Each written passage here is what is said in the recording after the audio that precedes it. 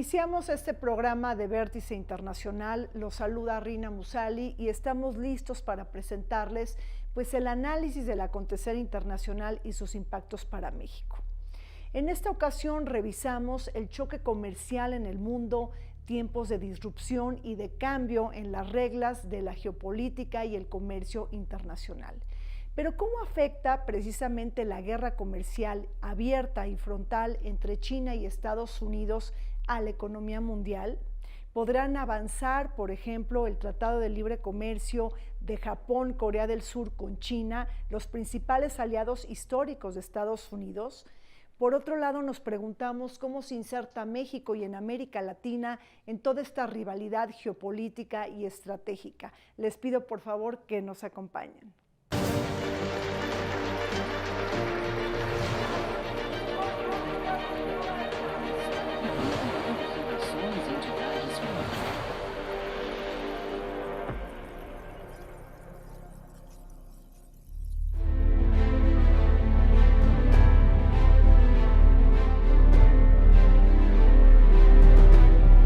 El mundo atestigua mutaciones históricas. El libre comercio, la apertura de mercados, los organismos multilaterales y el derecho internacional se desvanecen para darle lugar a otro orden internacional basado en el nacionalismo, proteccionismo y desglobalización, las armas trompistas que han roto los parámetros del comercio internacional.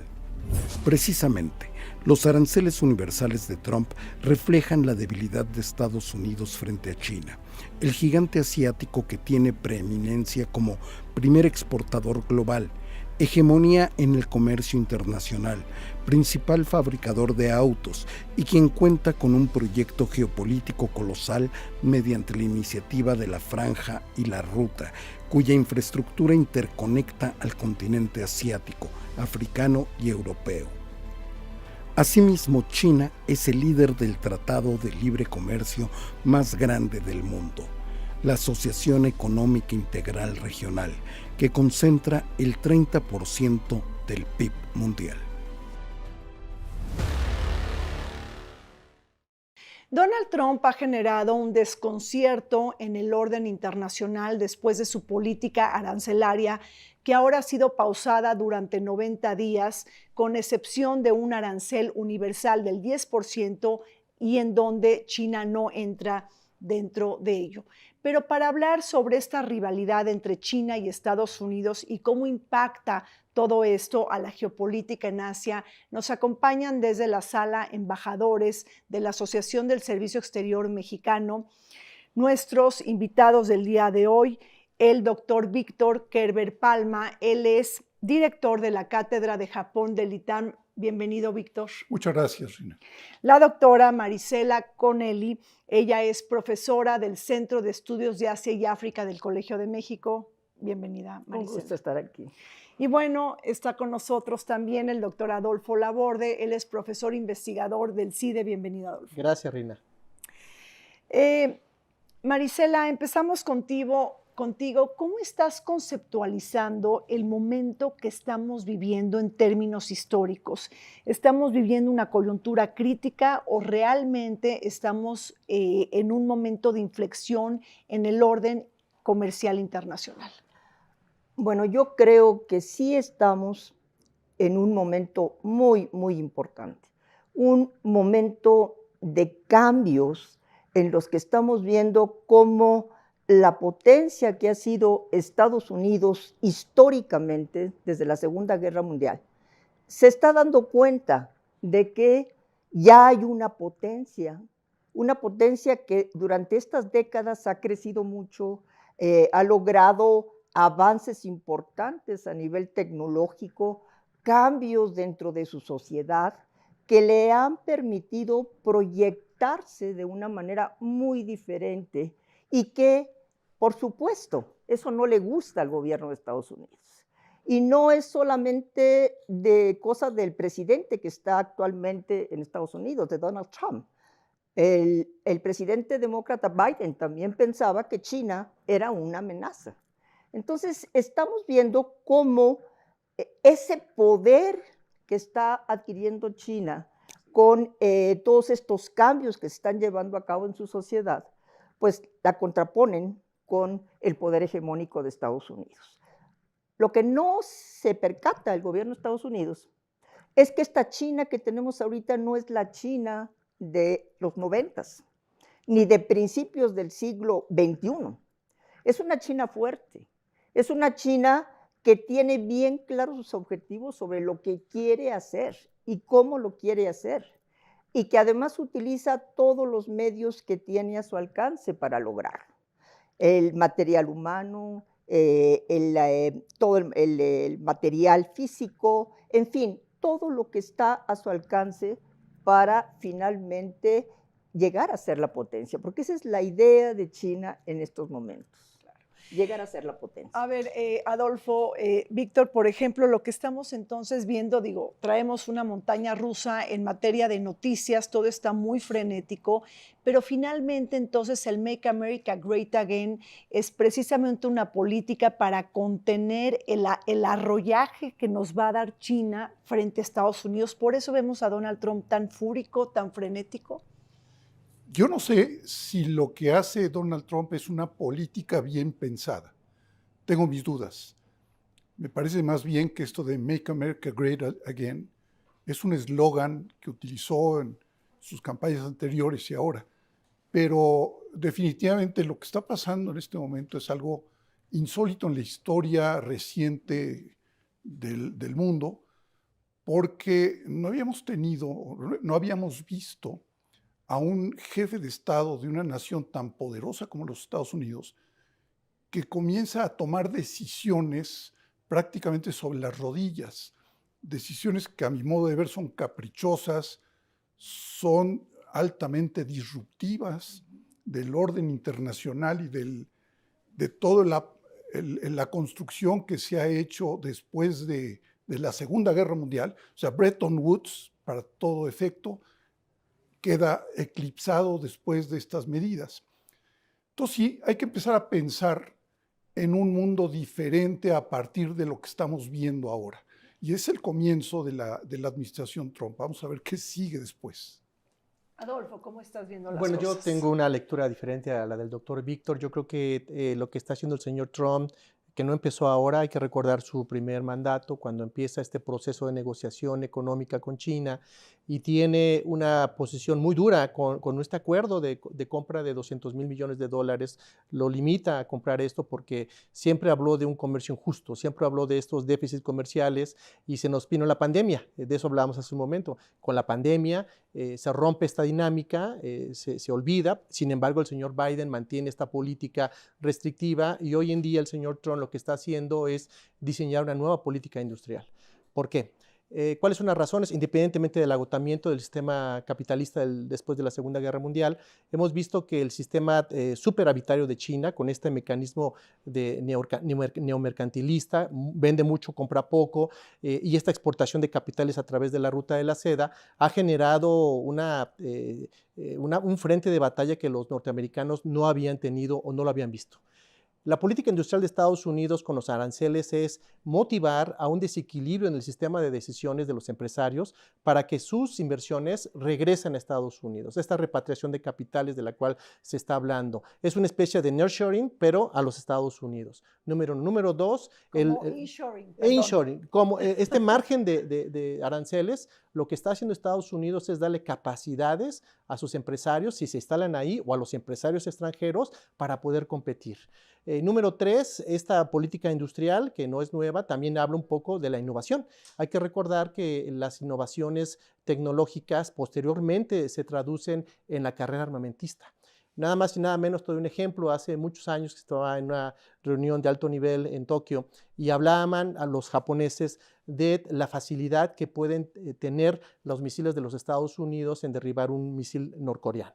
10 segundos para poder detectarlo. Después de eso, no hay manera de derribar un misil. ¿A qué me estoy refiriendo? La carrera y la innovación tecnológica también tiene que ver con la supremacía militar. Si nosotros pensamos en ese contexto que China tiene grandes superávits comerciales con muchos países que le permiten financiar su carrera armamentista con Estados Unidos y con otros polos de poder, entonces vamos a entender por qué Estados Unidos lo que quiere es bloquearla, lo que quiere es limitarla, que expanda sus mercados internacionales y mantenga sus superávits comerciales que les permitan financiar los proyectos de la Ruta de la Seda o los proyectos de cooperación internacional o ayuda internacional, como les llaman. Entonces, está muy claro, hay una política industrial, los Estados Unidos quieren desviar el comercio, quieren golpear a los socios, ahí está México y Canadá incluidos, y no solamente eso, sino también intentan generar una estrategia en Asia para que esto sea efecto dominó.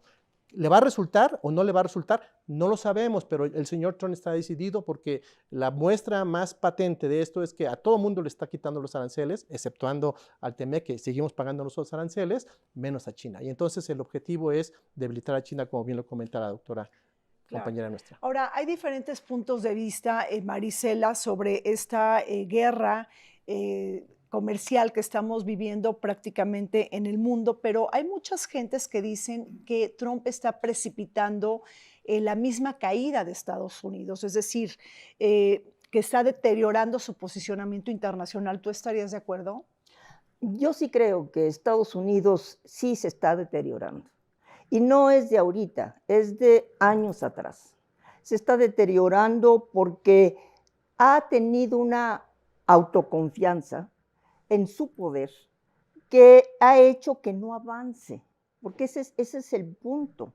Estados Unidos no ha seguido con esa dinámica de avance. ¿Qué voy a hacer ahora para poder sobrepasar a China a nivel tecnológico? Y en vez de que apoye el avance tecnológico, lo está atacando a sus investigadores, está atacando a sus universidades. En cambio, China, ¿qué está haciendo? China le dice a los grandes investigadores que se formaron en Estados Unidos, que trabajaron en Estados Unidos, vénganse a China y les voy a dar todo lo que ustedes quieran, pero trabajan en China. Además, China está tratando de que sus universidades tengan una dinámica importante en todo esto. Mucho financiamiento a las universidades, por eso es que los académicos chinos producen más artículos, investigaciones que los de Estados Unidos y estadísticamente está comprobado. Además, los institutos chinos de investigación tienen objetivos precisos sobre lo que quieren hacer y cómo lo quieren hacer, que está vinculado precisamente con los objetivos nacionales. Entonces ahí vemos la gran diferencia que hay entre la política que está siguiendo Estados Unidos y la política que está siguiendo China, ¿no? Víctor, ¿cómo estás viendo esto? Es decir, hay una supremacía de China, por así decirlo, como exportador, el primer exportador del mundo, el primer exportador de autos. Tenemos allá la franja de la Ruta y de la Seda. Tenemos el Tratado de Libre Comercio más grande del mundo está liderado por China. Es decir, si tú ves que China le está pisando los talones a Estados Unidos, ¿será supremo? ¿En cuánto tiempo, Víctor? Bueno, los chinos vienen planificando su desarrollo desde hace decenios atrás. Cada meta que se proponen la han alcanzado. O sea, los chinos no han hecho cosas que nos puedan sorprender porque realmente todo lo han hecho by the book. O sea, han estado trabajando para un objetivo muy claro que es probablemente para el año 2030, y esto lo dijo Deng Xiaoping, para el año 2030, podría China convertirse en el país hegemón del mundo. Entonces aquí tenemos el ejemplo de un país que ha planificado su economía, su desarrollo social, inclusive ha elaborado las políticas ad hoc para que todo se vaya dando así, versus un país como los Estados Unidos, que pues han sentido que tienen el poder pleno, se han dormido en sus laureles. Y aunque parezca que hay una lógica detrás de lo que está haciendo Donald Trump, la lógica de Peter Navarro, por ejemplo, que es su ideólogo de cabecera, lo cierto es que ha tomado por sorpresa incluso a propios y extraños. Es decir, a los aliados tradicionales de los Estados Unidos, pues los ha tomado por sorpresa porque han sido también víctimas de de las políticas que el propio Trump está implementando. Y hasta, diría yo, aliados del propio Trump, que son empresarios de mucho poder, cuando han visto algunas de las acciones que se toman, pues se han dado cuenta de que hay cierta volatilidad que no les conviene. Algunos sí, otros no. Pero la realidad es que en Estados Unidos no ha habido, yo no veo la misma planificación que se ve en China. China sí va claramente sobre metas que además planteó desde mucho tiempo atrás. A ver, Sí, muy interesante lo que dice Víctor. Mira, creo que nos falta entender algo que está sucediendo. Es una ruptura de un paradigma de los procesos productivos globales. No me gusta utilizar mucho el término neoliberalismo, pero durante muchos años los que diseñaban la política pública en Estados Unidos prefirieron irse a esta idea de producir donde era más barato. Las ventajas comparativas, las ventajas competitivas, absolutas, y aquí me viene a la mente un autor, Porter, que hablaba de la ventaja de las naciones y la competitividad. Entonces, bajo esta óptica, muchas inversiones se trasladaron al sudeste asiático, a China, otras a Corea, Vietnam últimamente, que fue una de las más golpeadas con esta ola de aranceles, y lo que hicieron los Estados Unidos fue producir pues en economías de escala, maximizar su producción, no les importaba, pero no tuvieron la certeza, o si la tuvieron, pensaron que no se iba a dar tan rápidamente, de entender lo que es el concepto del Estado desarrollador. ¿Qué hicieron los países del sudeste asiático, incluido China, Corea y Japón? Un papel fundamental del Estado en la rectoría de la economía.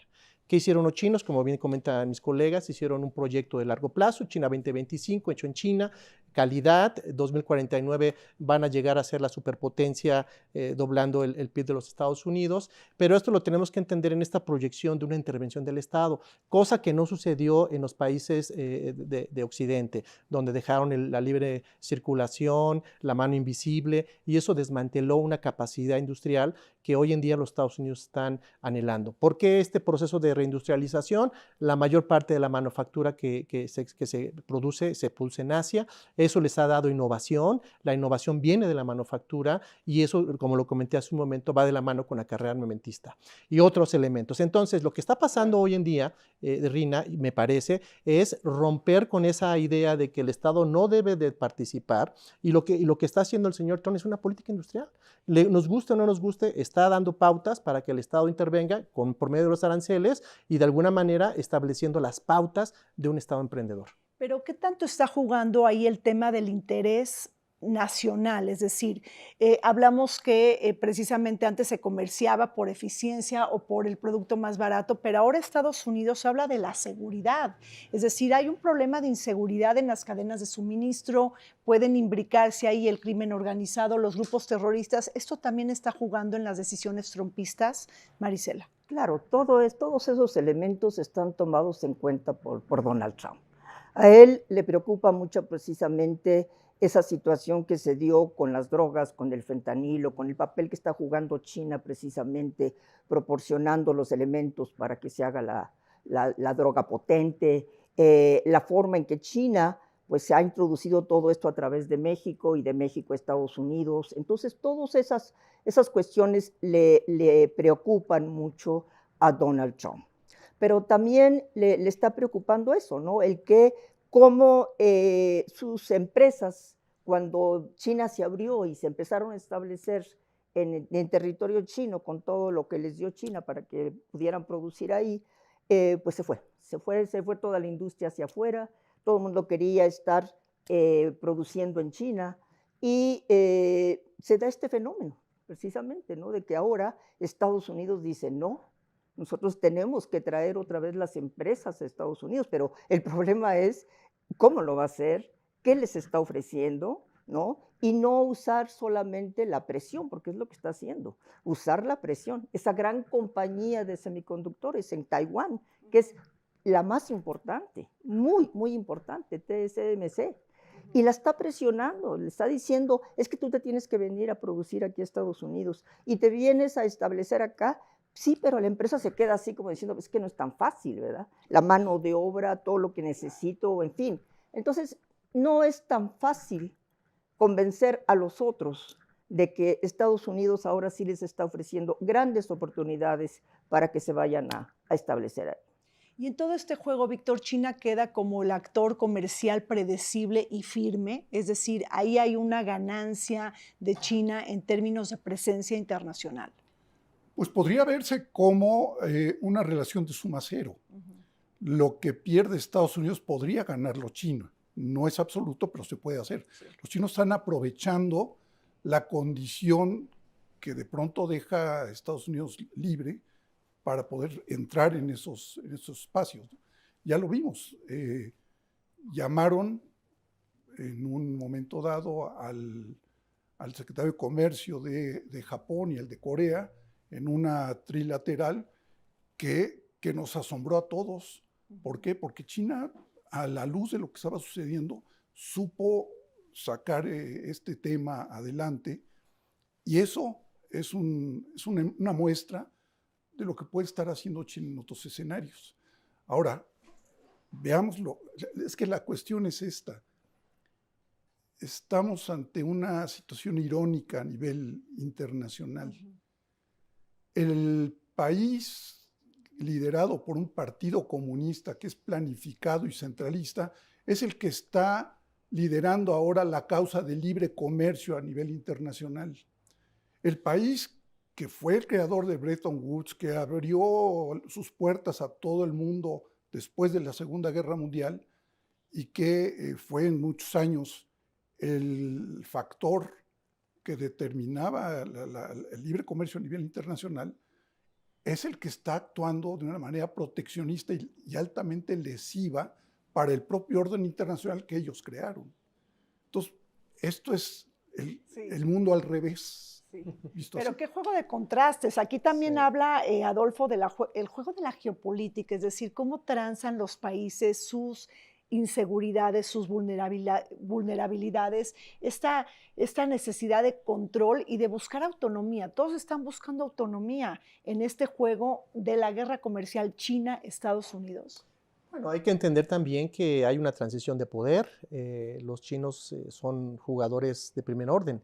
Ya le juegan a Estados Unidos del tú a tú, pero eso tampoco quiere decir que Estados Unidos va a dejar que esto transite de manera natural.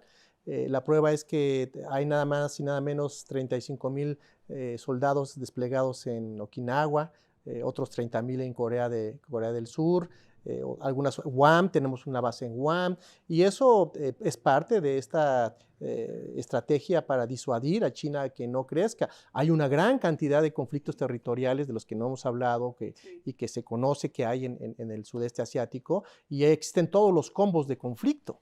China, Filipinas, China, Vietnam, Malasia, todos los combos que te puedes imaginar que pueden desatar un conflicto bélico existen. Dos elementos geopolíticos que no hay que olvidar, y por eso es muy importante lo que dice Víctor, este acercamiento de Japón con China y con Corea, que pues prácticamente se quiere muy poquito por la historia. Después podemos hacer una revisión histórica de lo que pasó en el pasado, previo a la Segunda Guerra Mundial, Nanjing, la invasión, las mujeres, las cortesanas, etcétera, etcétera, etcétera. Eso alimenta una narrativa que todavía existe en China. Si tú vas a China, ve los programas de televisión pública y vas a ver cómo un ejército de 7, 8 chinos vencen a 300 japoneses, ¿no? Esa es la narrativa que existe, y en Corea un tanto también. Entonces, esto que están haciendo de unirse no es nuevo, existen las bases estructurales. Hay que recordar lo que hicieron ASEAN +3, lo que está haciendo el RCEP, otro mecanismo de libre comercio del 21, pero regresando al tema geopolítico al cual tú te haces referencia, esas estructuras militares de contención no van a terminar. Hay otro elemento que hay que poner en la ecuación: Rusia. Rusia tiene un problema con Japón, técnicamente están en guerra, invadió unos territorios en el norte, y eso no vemos en qué momento se va a eliminar, y si eso lo ponemos en la coyuntura China-Rusia, pues el panorama se vuelve todavía más complejo. Bueno, pues vamos a un corte y seguimos adelante haciendo un análisis sobre cómo la política arancelaria de Trump pues ha movido las placas tectónicas de la geopolítica global. Regresamos.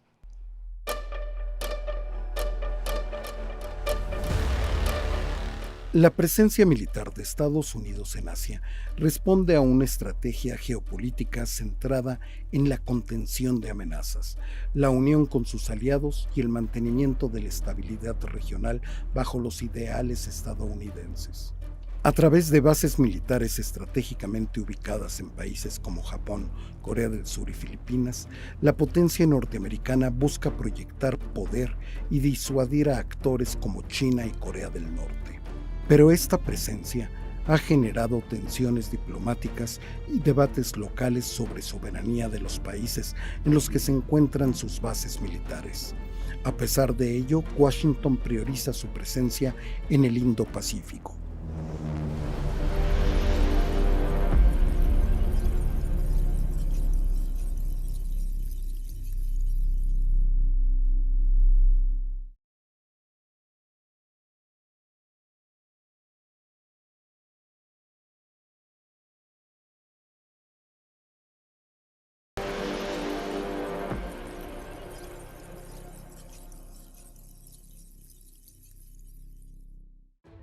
La rivalidad geopolítica entre Estados Unidos y China presiona el posicionamiento internacional de los países del mundo.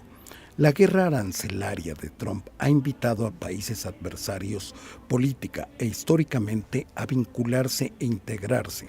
En este contexto se apunta el anuncio de China, Japón y Corea del Sur de sumar esfuerzos para impulsar políticamente la cooperación trilateral y reanudar negociaciones para avanzar en un tratado de libre comercio que concentraría el potencial de las tres mayores economías del comercio global. Aunque las negociaciones comenzaron en 2013, estas últimas han avanzado gracias a los choques geopolíticos mundiales y pese a los divisores históricos entre países.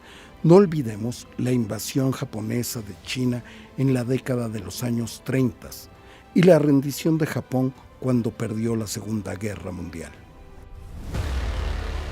Seguimos descifrando los giros geopolíticos entre Estados Unidos y China a partir de la política arancelaria de Donald Trump. Marisela, esta guerra comercial ya abierta y frontal entre China y Estados Unidos con una cantidad de aranceles ya muy a la par, alrededor del 140 o 150%, ¿cómo pudieran acelerar, si es que tiene algún vínculo, una posible reincorporación de China de Taiwán? Bueno, el tema de Taiwán ha estado presente desde hace muchos años. ¿Por qué? Porque desde la primera administración de Trump, Estados Unidos empezó a cambiar su política hacia Taiwán. Porque recordemos que Taiwán es considerado una parte de China por el gobierno del Partido Comunista Chino y Taiwán a nivel internacional no tiene calidad de Estado. Y a la mayoría de los países que tienen relaciones diplomáticas con China aceptan esa situación. Empezó Trump a cambiar esa situación cuando se acerca demasiado a Taiwán, cuando en la administración Biden empiezan ellos a decir que Taiwán es democrático, que se le debe de impulsar, y ahora en este periodo Trump tiene una línea hacia Taiwán que realmente es muy peligrosa. ¿Por qué? Porque lo que está haciendo Trump es decir, hay que darle juego a Taiwán. Hay que defender a Taiwán para que China no se arriesgue a tomarlo por medio de la violencia.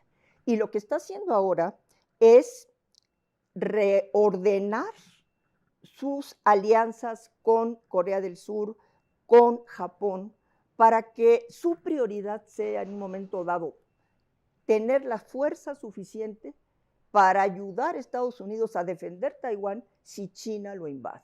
Entonces es una situación muy difícil, muy complicada, porque nosotros sabemos que China en cuestión de seguridad y en cuestión de soberanía simplemente no cede. Y Taiwán nunca va a ser una isla que China diga, bueno, que se vaya, yo ya no quiero nada con Taiwán. No. Entonces es muy complicado ahora lo que está pasando. Pero ahí no ven una diferencia de la política de Biden, es decir, Biden decía, sí intervengo a Taiwán si China quiere reincorporar a Taiwán a China, ¿Y lo ves, es decir, es una misma política continuista de Trump o ves un cierto eje que se disrumpe, por así decirlo? Bueno, es la misma política que Trump inicia en su primer periodo, que Biden sigue y que ahora continúa Trump en su segundo periodo, pero más agresiva, porque ahora ya está ideando una estrategia para que sus aliados en Asia en un momento dado lo ayuden a defender a Taiwán. Pero a ver, Víctor, ¿cómo puede esperar eso Trump cuando precisamente toda la política arancelaria de Trump aleja a sus grandes aliados históricos como Japón y como Corea del Sur y ahora pues reanudan un tratado de libre comercio de manera trilateral? O sea, ¿qué explicación podemos tener a eso? Eso es precisamente lo que yo veo como diferente entre Donald Trump y Biden. Sí. O sea, sí, creo que ambos y desde tiempo atrás ven que China se perfila y es el adversario más importante de la hegemonía de los Estados Unidos. Ahí comparten esto. Pero yo veo en el caso de Trump contradicciones que no tenía el señor Biden. Las contradicciones son pues, evidentes y una de ellas es, sí, soy tu aliado, se los dijo a los taiwaneses, se lo dijo a los coreanos y a los japoneses, son nuestros aliados. Pero Biden los golpea con un arancel de más del 20%, luego recula. O sea, todo esto genera una inseguridad también para las economías aliadas de los Estados Unidos que no pueden confiar. Para los asiáticos la confianza es un valor muy, muy alto, incluso en términos confucianos. En el momento en que se rompe esta tela tan endeble que es el sentido de la confianza, puede haber recambios y los vamos a ver. Yo sí creo que por encima de todo empieza a prevalecer un pragmatismo asiático donde China tiene mucho más experiencia milenaria sobre cómo alinear a su espacio geográfico. Ahora, pero no nada más hay un golpe arancelario a los grandes aliados históricos de Estados Unidos, sino también en términos militares. ¿Pudiera este golpe o este choque arancelario cambiar las alianzas en materia de seguridad, los sistemas de defensa? Es decir, ahí tenemos ¿cuántas tropas en Corea del Sur? Creo que más de 25,000. ¿Cuántas tenemos en Japón? ¿No? Más de, no sé, 30,000. 30 y tantos. Mucho al norteamericano que está contribuyendo con sus impuestos. Y que Trump quiere sacar o que Trump quiere que lo paguen. Es otra contradicción que existe. Es otra contradicción. Bueno, ahí, si me permiten complementar los comentarios de mis compañeros, me parece que el término de seguridad nacional adquiere otra dimensión.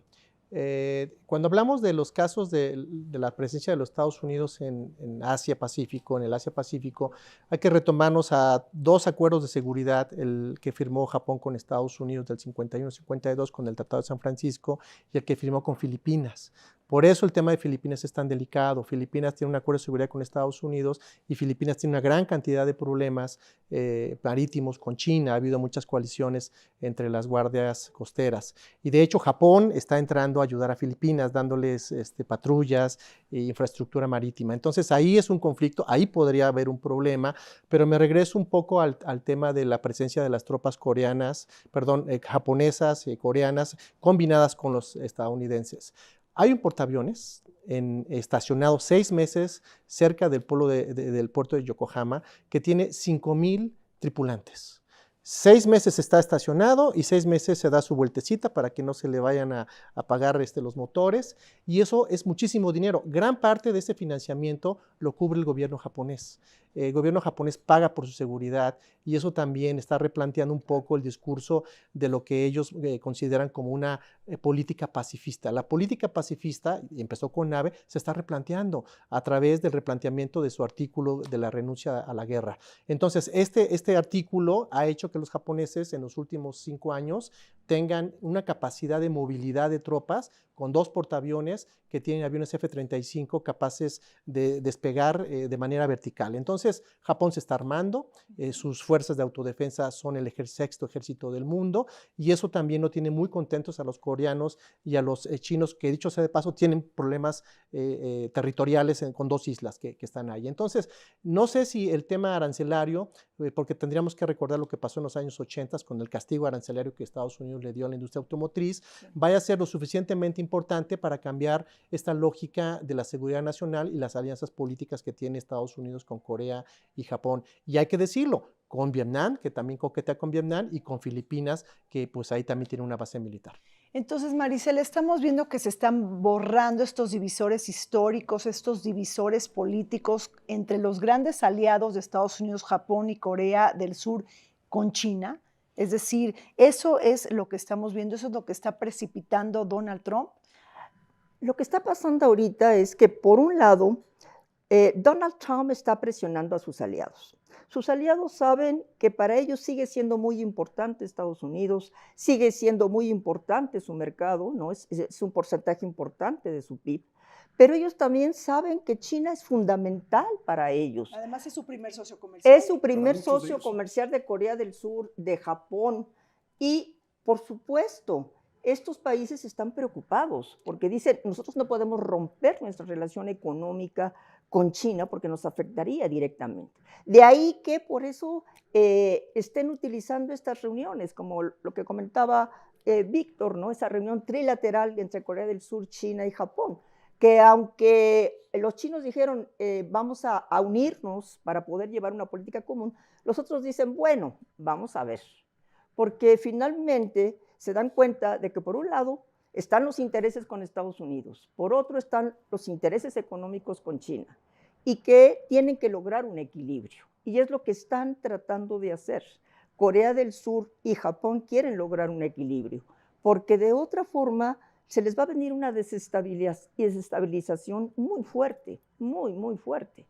Entonces ellos dicen, bueno, sí, hay que tener políticas coordinadas, pero también hay que tomar en cuenta que existen problemas entre nosotros, problemas entre China y Corea del Sur, problemas con Japón, que además ahorita a China no le gusta para nada, que el gobierno japonés está apoyando esa política de Estados Unidos de decir, Taiwán hay que defenderlo, ¿por qué? Porque es una democracia, porque necesitamos mostrar que nosotros defendemos las democracias. Entonces, yo creo que es muy compleja la relación que tienen ellos con China y con Estados Unidos.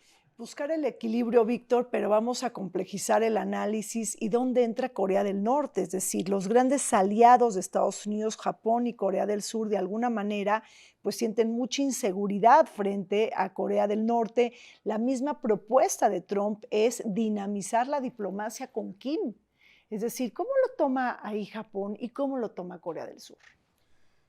Creo que hay algo que no hemos expresado en esta ocasión, pero Donald Trump en el fondo está persiguiendo un papel histórico fuera de serie, ¿no?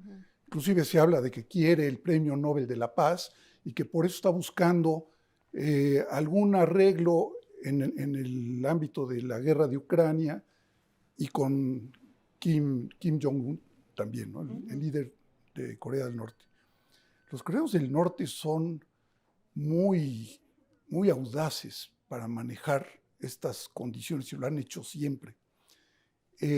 A Donald Trump lo invitó Kim Jong-un en su periodo anterior a dialogar, jugó con él un rato y nunca se obtuvo nada.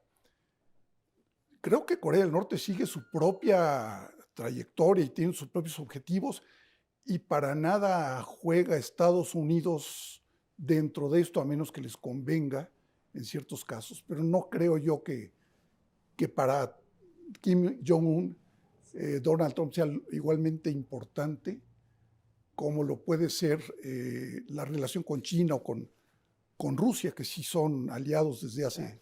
Pero no hay que olvidar que Kim Jong-un mandó 10,000 tropas a Ucrania. Sí, es decir, ahí cómo está este juego, Adolfo. Bueno, es parte de esta idea de que Corea del Norte puede ser un instrumento de presión política en la política regional. Nada más y nada menos, siempre que los coreanos del norte lanzan un misil por suelo japonés, ya sea por Hokkaido o al mar de Japón, pues se prenden las alarmas, ¿no? ¿Por qué? Bueno, pues hay que recordar que gracias al apoyo chino, Corea del Norte sobrevive. Cada vez que se vienen estos inviernos terribles y hay hambrunas, los coreanos del norte tienen curiosamente un ejercicio de un misil, ¿no? Entonces, y eso hace que la cooperación llegue. Pero yo creo que dependerá mucho si se le sigue considerando un país satélite de China. Hay una relación estupenda. Y ahora entra el factor con Rusia, que también por ahí podemos ver algún tipo de alianza militar. Entonces, Corea del Norte, por supuesto, es un elemento fundamental. Y regresando un poco al tema de los semiconductores, ¿por qué los semiconductores son tan importantes y por qué Taiwán adquiere esta dimensión? Porque los semiconductores son fundamentales para la carrera armamentista. Los semiconductores son fundamentales para estos misiles supersónicos que no son detectados. Los semiconductores entran en esta ecuación de la nueva diplomacia de los semiconductores de Estados Unidos. Lo comentó estupendamente Marisela, que se van a construir una serie de plantas en Estados Unidos, me parece que es en Nuevo México o en Arizona, es una inversión millonaria. Y nada más les pongo un ejemplo, cuando yo estuve representando a México en Japón, hubo un incendio de una fábrica japonesa de semiconductores. Entonces, la instrucción de la Cancillería y la instrucción de la Secretaría de Economía era acérquense para traerlos a México. 6 meses no me dieron una cita para poder ni siquiera hablar. Imagínate, los semiconductores es un tema de seguridad nacional. ¿Cómo te explicas que los taiwaneses hayan decidido trasladar parte de su proceso de ensamble y proceso tecnológico a Nuevo México o Arizona?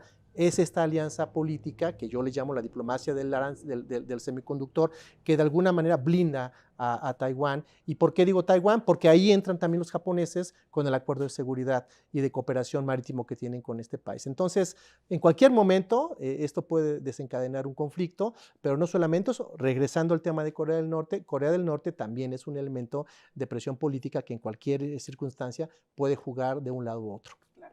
Ahora, inclusive Trump también sabe cómo jugar con sus contrapartes políticas, es decir, es muy audaz en el sentido de que ahora toma también ventaja del drama político que se vive en Corea del Sur, ¿no? Con la destitución de Yoon.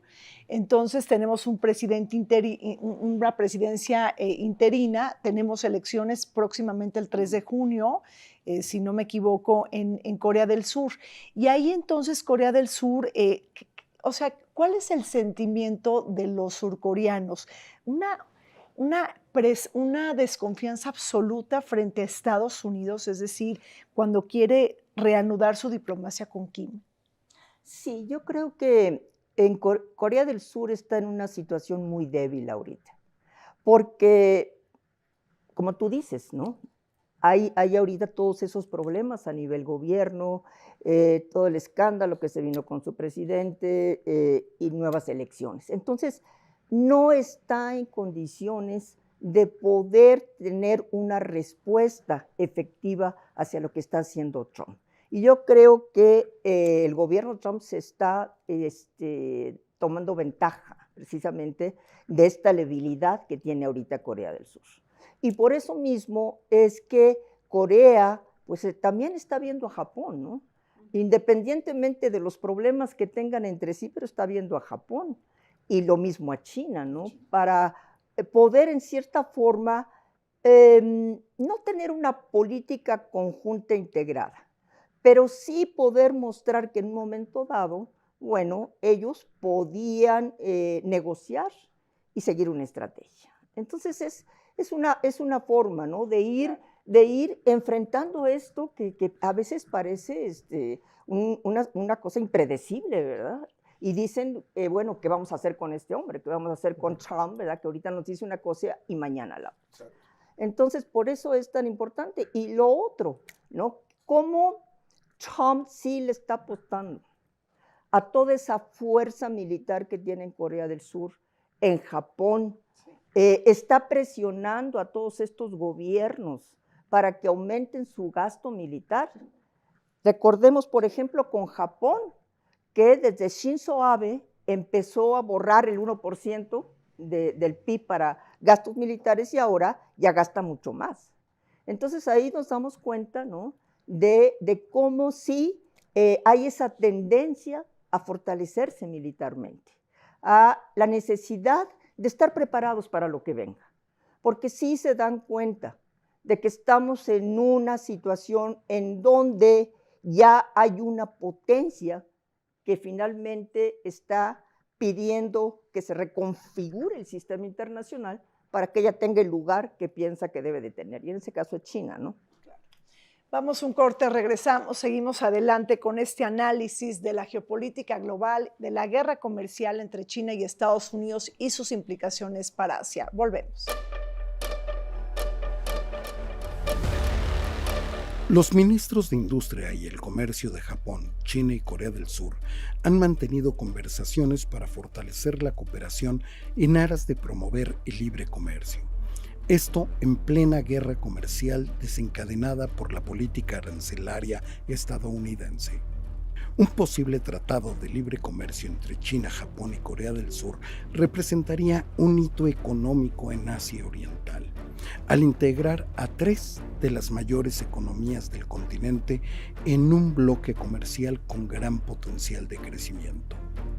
Este acuerdo permitiría la reducción de barreras arancelarias, la estandarización de regulaciones y el fomento de inversiones entre los 3 países, fortaleciendo su competitividad global y su capacidad de respuesta ante crisis económicas.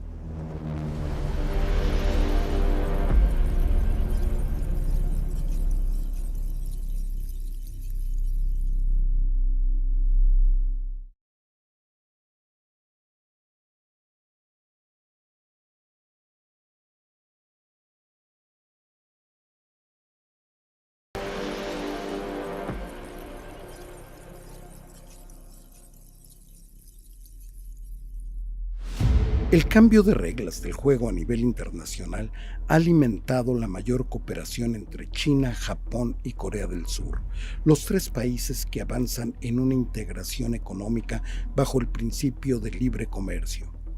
Si bien se trata de un salto cuántico en materia geopolítica, las tensiones históricas siguen latentes junto con la competencia tecnológica por las rivalidades en sectores clave como baterías, chips y automóviles eléctricos.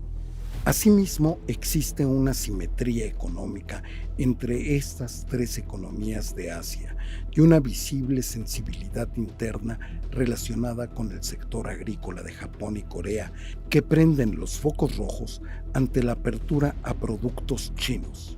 En este complejo panorama se advierte la problemática de Corea del Norte y sus constantes pruebas nucleares que amenaza la seguridad de Corea del Sur y las disputas en el mar de China Oriental que sellan los signos de desconfianza de Seúl y Tokio frente a Beijing. Bueno, pues seguimos adelante conversando prácticamente ya cuando Donald Trump va a cumplir sus primeros 100 días de gobierno y estamos comentando sobre los vaivenes de la geopolítica global. Víctor, ¿cómo está impactando o qué piensas qué escenarios anticipas para América Latina en este choque comercial, en esta guerra entre Estados Unidos y China? Vaya, yo creo que en América Latina, como está sucediendo en otros escenarios, en Europa inclusive, la desilusión y la decepción con respecto a lo que hace Trump es fuerte. Además, si tomamos en cuenta que Trump no ha sido nada amable con sus expresiones sobre los líderes latinoamericanos que estaban tocando su puerta para poder dialogar con él, inclusive de manera muy soeza, se ha referido a una fila de gente que está buscando hablar con él y bueno, ahí leerán ustedes los comentarios al respecto, pero yo creo que es la oportunidad para América Latina de recomponerse y quizá de establecer ahora sí un pacto interno entre nosotros. Yo creo que la reunión de la CELAC que se acaba de dar hace poco dio una luz al respecto. Siento que la presidenta Sheinbaum planteó una propuesta interesante que se tiene que analizar y que podría ser el prolegómeno de una unificación en torno a nuestro punto en común, ¿no? Que es no solamente lo cultural, sino esta situación con Estados Unidos. Claro. Una mayor integración regional en América Latina, es decir, por los condicionantes geopolíticos van a obligar a América Latina a eso, cuando llevamos mucho tiempo escuchando del tema, Adolfo, y nada más no avanza. Muy interesante lo que comentan, porque este nuevo regionalismo ha tenido una historia muy compleja, ¿no? Somos economías que competimos, existen polos de poder, Mercosur desde el 89 no ha cuajado, tiene problemas para que otros se adhieran, y por el otro lado hay que recordar que los mecanismos de integración también tuvieron expresiones políticas. UNASUR, hay que acordar de esta unión, comandada por Venezuela. Y que México no fue invitado. Y que México no fue invitado. Hoy en día pues tenemos de dos opciones. La primera es que todo gravite en el contexto de Mercosur o Alianza del Pacífico. Y los demás que están por ahí. Alianza del Pacífico es un mecanismo muy interesante, es un mecanismo de integración híbrido, súper interesante, tiene mecanismos de mercado común, libre comercio, pero también tiene plataformas para pymes, pero ahí también está el componente político. Hay que recordar que la Alianza del Pacífico está detenida por una confrontación entre México y Perú, y bueno, las presiones ideológicas están presentes. ¿Qué podría pasar? Bueno, pues no sabemos todavía, porque China ha ganado mucho terreno en América Latina, es el socio comercial de muchos países, la presencia de China en Perú con un puerto de última generación. En México la política pública es desligarnos de China, parece que va a pasar eso, y eso nos pone en riesgo de perder también nuestra autonomía en la política comercial si se establece un arancel común para poder desviar a China y alejarlo de México. ¿Cómo se debe de posicionar en México frente a esta coyuntura internacional, Marisela, la guerra entre China y Estados Unidos en materia comercial?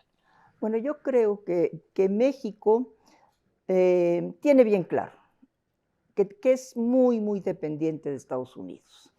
Por eso es que hemos visto que el gobierno pues trata de negociar y está evitando el enfrentamiento, porque es muy arriesgado para México enfrentarse a Estados Unidos.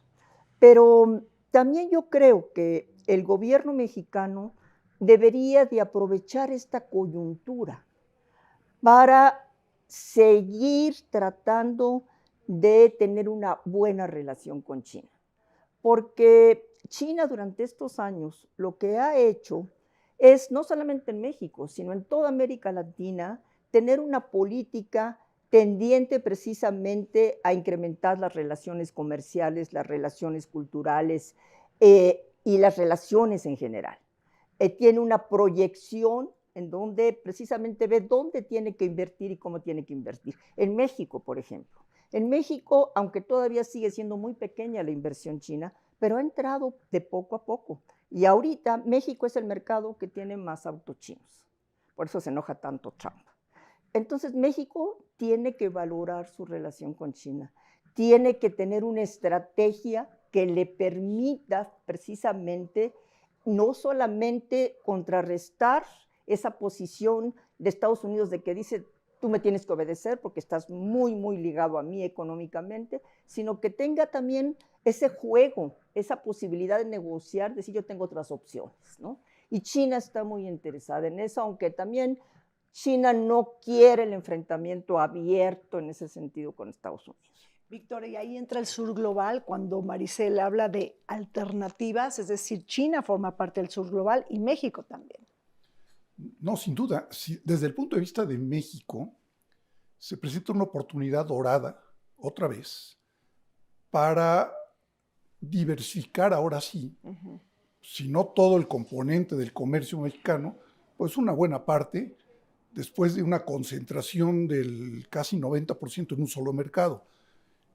China es una opción, sí. También lo son los países del sudeste asiático, que es el sur global, y que no tomamos muy en cuenta, no nos acordamos que existen, porque los vemos más como competidores que como complementos, pero son algunos de ellos ya países que son exportadores, productores de bienes, que en México se pueden aprovechar, y consumidores también de los productos mexicanos. No lo hemos sabido aprovechar.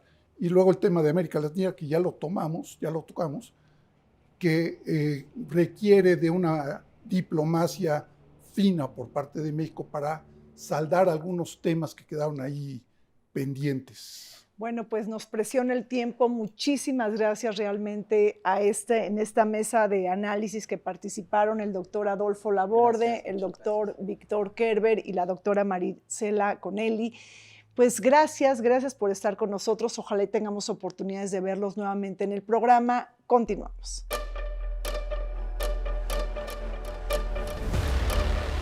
La Asociación Económica Integral Regional, más conocida como la RCEP por sus siglas en inglés, es un acuerdo de libre comercio firmado por 15 países de Asia y Oceanía, incluidos China, Japón, Corea del Sur, Australia, Nueva Zelanda y las 10 naciones de la ASEAN en noviembre de 2020 y que entró en vigor desde enero de 2022. Este tratado abarca aproximadamente el 30% del PIB global y de la población mundial, consolidando una gigantesca zona de libre comercio que busca facilitar el intercambio de bienes, servicios e inversiones mediante la reducción de aranceles, la armonización de normas y la simplificación de procedimientos aduaneros. Aunque ha sido criticado por su falta de disposiciones estrictas en temas como medio ambiente y derechos laborales, representa un paso clave hacia una mayor integración económica en la región Asia-Pacífico. Se nos acabó el tiempo en Vértice Internacional. Soy Rina Musali, me despido de ustedes, no sin antes agradecer a la Asociación del Servicio Exterior Mexicano todas las facilidades brindadas para la grabación de este programa. Nos vemos el siguiente martes.